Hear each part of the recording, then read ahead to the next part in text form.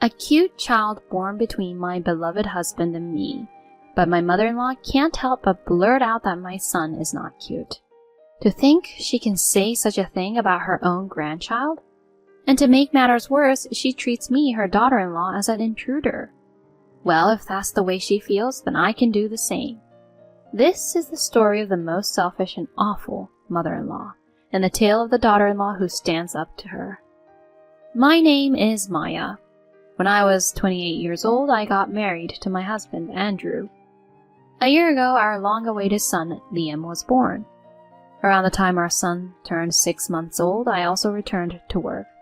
I was juggling work and entrusted our child to daycare. Some people might think that it's too early for such things. However, we had a certain situation.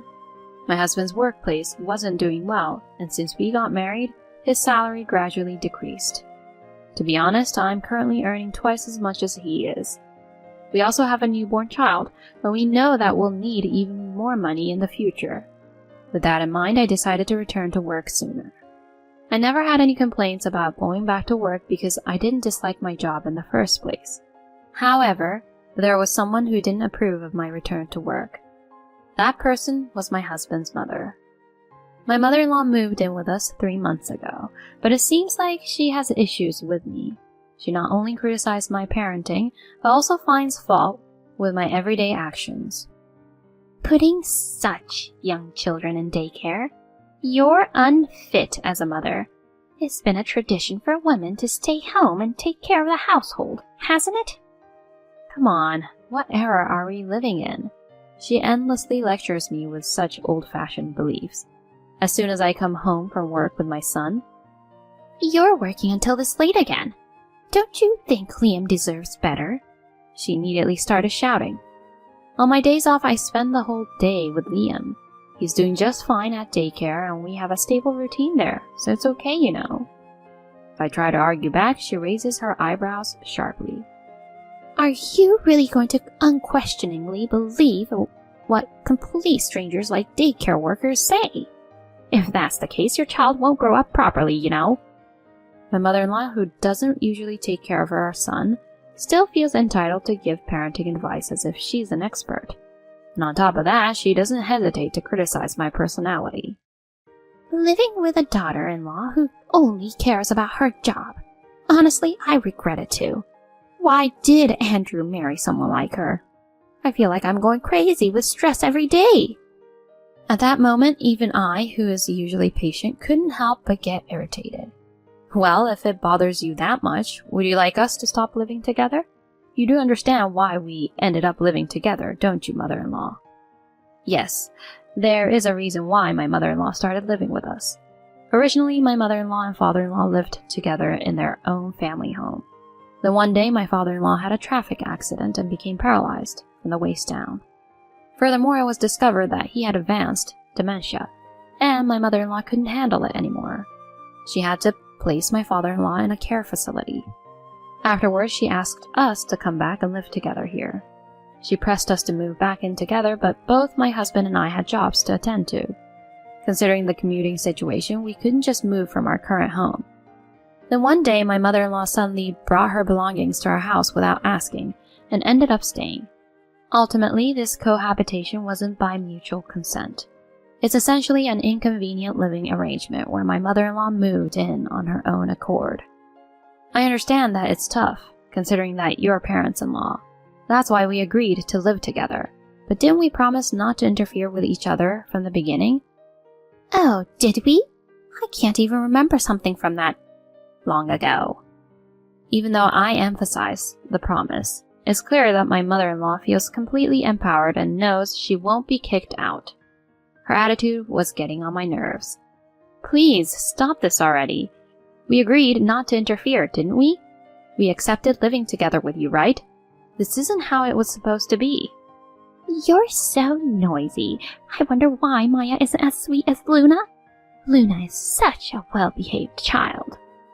Luna is my husband's younger brother's wife. In my case, she's like a sister-in-law by marriage. Well, she also has a rather unpleasant personality. Or maybe it's better to say she's sly rather than having a bad personality. She became a full-time homemaker shortly after marrying my brother-in-law, and she was very much liked by my mother-in-law. My mother-in-law would unilaterally summon Luna to this house, and the two of them would gossip about me. Hey Luna, listen to this. Maya, you know. She's still continuing to work. Oh, really? Even though Liam is still so little? It's impressive that she can manage that. See? Right? In that regard, you're doing well by being a stay-at-home wife. You can rest assured even if you have children someday. I deeply respect you, Mom, so I'll do my best. This continuous parade of trying to please each other goes on relentlessly. What's more, they deliberately speak loudly within my earshot. I genuinely disliked the way those two acted. Eventually, Luna, perhaps wanting to be liked by my mother-in-law, started speaking ill of me on her own. Your husband, if I recall correctly, earns about as much as my husband, right? Yet despite that, the fact that you both work means your budgeting skills are lacking, aren't they? Certainly, a few years ago, their salaries might have been similar, but now my husband's is even less. I hadn't told them about my husband's company struggling, partly due to pride. When Luna criticized me, my mother-in-law enthusiastically joined in, and it had become a regular routine. Really? I can't imagine leaving the kids to someone else to take care of when it's my fault for being so bad at making ends meet. Luna, you shouldn't be this kind of wife, okay? Of course. It's because I have super respect for your mother. I can't help it. Oh, Luna. They should have their excessive flattery contest somewhere else, as it was making me feel embarrassed just listening to it. It only added to my stress. I felt like I had reached my limit living with my mother-in-law, so I decided to talk to my husband about it. Hey, it's about your mom. Almost every day she invites Luna over and makes fun of me. Huh? Mom does that? Since I usually get home earlier than my husband, he wasn't aware of me being mistreated. As expected, he had a puzzled expression. Exactly. She promised not to interfere, but she criticizes me for continuing to work. She hangs out with Luna and endlessly badmouths me. I can't take it anymore. After thinking for a while, my husband says something unbelievable. Well, Maya, Luna seems to get along fine with Mom, right? So maybe, Maya, you could try to compromise with Mom a bit? Huh? Hey, were you even listening to me? Mom even denies my personality. How can I compromise with someone like that? When I pressed him on it, my husband scratched his head indifferently. Don't be so uptight. Just try to be like Luna for once. Then Mom will probably like you more. What's that supposed to mean? Pretending to be all sweet to win your mother over? Enough already, I was a fool to seek advice. I felt like there was no one on my side right now, and frustration welled up inside me, more than anger. Next day, the snide remarks from my mother-in-law and sister-in-law continued, as usual. When I started preparing dinner after returning home, I heard a voice like this. Are you planning to make another terrible dinner tonight? You're always cutting corners, and it's really annoying. Well, it's probably because of your job, isn't it? Your mother-in-law and I would never serve our husbands half-hearted meals like this, you know. In my opinion, neither my mother-in-law's cooking nor Luna's deserves any compliments. My mother-in-law's food is overly seasoned and not that tasty, and even for my sister-in-law, who practically lives with us every day, you'd think her domestic skills would be apparent. While muttering complaints in my heart, I silently continued preparing dinner. When my husband returned home, both my mother-in-law and Luna blatantly changed their attitudes, and neither of them harassed me. Because of this, my husband couldn't trust what I said. Just then, an incident occurred. While I was at work, I received a sudden call from the daycare. After learning the details, I quickly contacted my husband and rushed home. There, I found my mother-in-law and my sobbing son. Hold on, Mom. What exactly are you trying to do? Taking Liam away from daycare without permission? When I yelled, my mother-in-law sighed in exasperation and looked at me with a condescending expression as if mocking me. What are you talking about? I did it for the sake of my grandchild. Daycare is just a waste of money. Child rearing is something a mother should do, isn't it? That's your own selfish belief, isn't it? Even though there are circumstances and I left my child in your care without permission, taking them away without consent is just plain rude. It's practically kidnapping. Huh? Kidnapping? It's my grandchild, for heaven's sake. Whether it's a grandchild or not doesn't matter. You ignored the daycare teacher's objections and took them away on your own, which is no different from kidnapping. At this point, my mother-in-law just shrugged her shoulders. Eventually, she began saying something outrageous. Ha! Nonsense.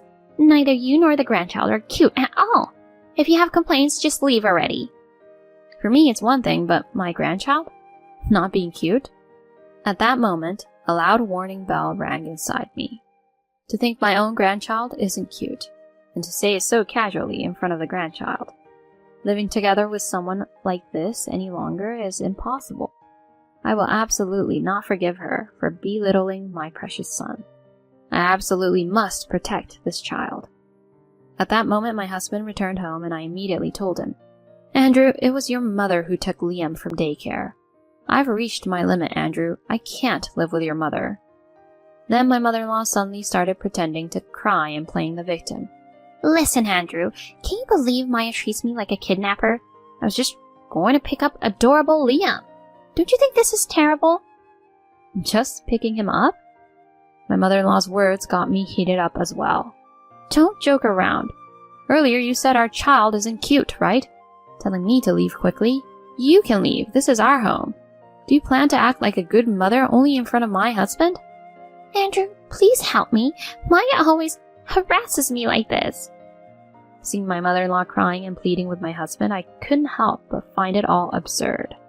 If my husband were to side with this melodramatic act of my mother-in-law, I thought at that moment we would live with just my son and me. That's what I thought. My husband was the first to break the silence. For now, let Maya and me have a conversation. Please go back to your room, Mom.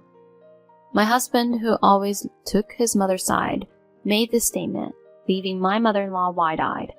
What are you saying? This is about Maya, so why don't you listen to me? Is that how it is? After all I've been through? This time it involves Liam as well, so as parents, Maya and I want to have a proper conversation. My mother-in-law wore a consistently dissatisfied expression, but she probably couldn't say anything against her son, so she reluctantly agreed. After that, my husband and I talked for hours about this incident and past issues. We reached a certain conclusion, and a few days later we decided to convey the details to my mother-in-law. Mom, sorry for keeping you waiting. We've finally sorted things out. My husband greeted my mother-in-law with a smile.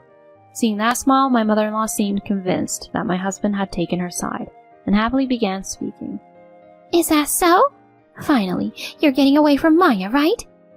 Without paying any attention to my side of the story, my mother-in-law was delighted. She called my brother-in-law's family over and started talking about me, as usual, bad-mouthing me endlessly. Oh, it's really great. Today we'll finally be able to say goodbye to Maya. Right, Maya? In response to her question, I answered with a smile, of course.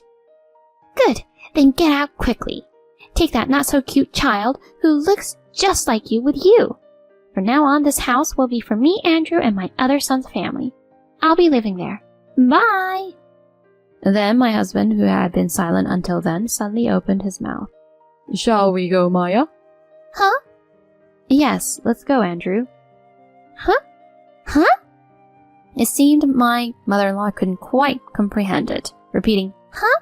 Several times. As my husband and I carried our belongings, we headed towards the front door with our family of 3. At that moment, my mother-in-law called out to us. Wait, Andrew, what on earth is going on? We're going to live together in this house, right? What are you talking about? My husband turned back to my mother-in-law with a cold expression.